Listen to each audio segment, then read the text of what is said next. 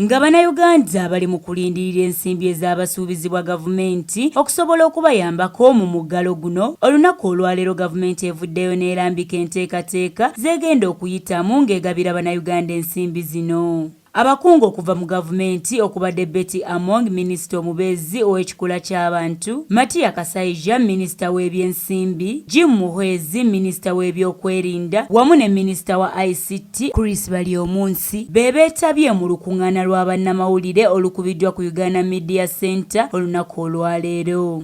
Minisita w'ekikula ky'abantu Betty Among mu kwogera kwe ategeezezza ng'abantu ba wansi abakola emmere ya leero okuli abavuzi ba takisi, aba booda, abakola mu mabbaala, abakolera mu jjiimu, abasomesa kw'ossa n'abalala be bagenda okufuna ensimbi zino emitwalo 10 ezigenda okuweebwa buli famire wabula si kinnoomu era baakusinga kutunulira abantu b'omu Kampala. Cabinet approved the proposal that I presented on behalf of the National Task Force to transfer to the vulnerable persons in urban areas who depend on daily earning, and their daily earning has been interrupted by COVID-19 containment, a total of 100,000 shillings net each. The bus, taxi drivers and conductors.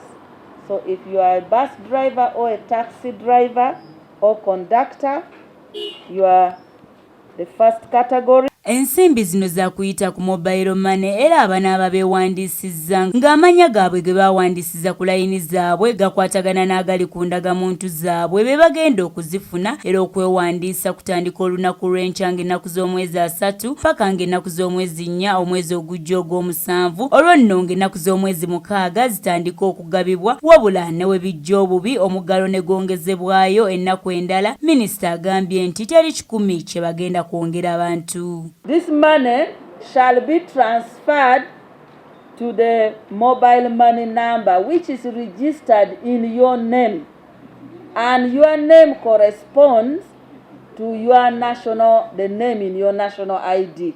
Betty Among agenze maaso n'akubiriza abantu naddala abafumbo obutatabuka olw'ensimbi ezigenda okubaweebwa kuba si za kulya wabula za kugulamu mmere wadde nga bakimanyi tezimala wabula bagenderaawo. To guide people that the money is not for drinking, the money is to buy food in the house, and there will be where you can go in case there is domestic violence. Omulimu gw'okugaba ensimbi zino gwakolebwa wamu ne ba town clerks, ba MPs sako n'aba KCCA era nga kati bali mu kafubo okulaba nga bakoze batya abantu okufuna ensimbi zaabwe. National agency responsible for data collection and town clerks, who are the people who register those who work, shall be the people to be the lead in data collection. And during display exercise, LCs can help them together with the other technical team I have read. Ye Honorable Matia Kasaija, minisita w'ebyensimbi, awadde embalirira nga weegenda okubeera na ssente mmeka ezigenda okuweebwa abantu abakola emirimu egy'enjawulo era nga ku mulundi guno ekyessanyu ensimbi tebazeewoze. We are going to release 37.23 billion immediately this coming quarter, which is just around the corner. You know, the year is ending, the financial is ending. For financing all these things we have talked about.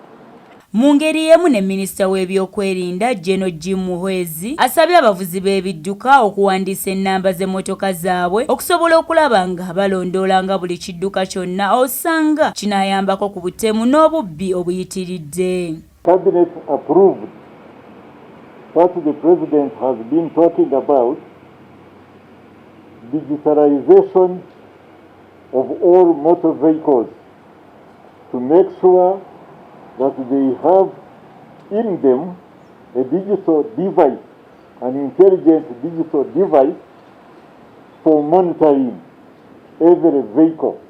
Kinajjukirwa nti guno omulundi gwakubiri nga Uganda egenda mu muggalo okuva ekirwadde eki COVID-19 wekyazingako eggwanga ng'ennaku z'omwezi 18 omwezi ogwokusatu omwaka 2021 era nga ku mulundi guno gavumenti esuubizza abantu okubawa ensimbi emitwalo 10 buli maka era nga bannayuganda bazirindiridde. Edith Nabagereka, STV Select, ey'enjawulo.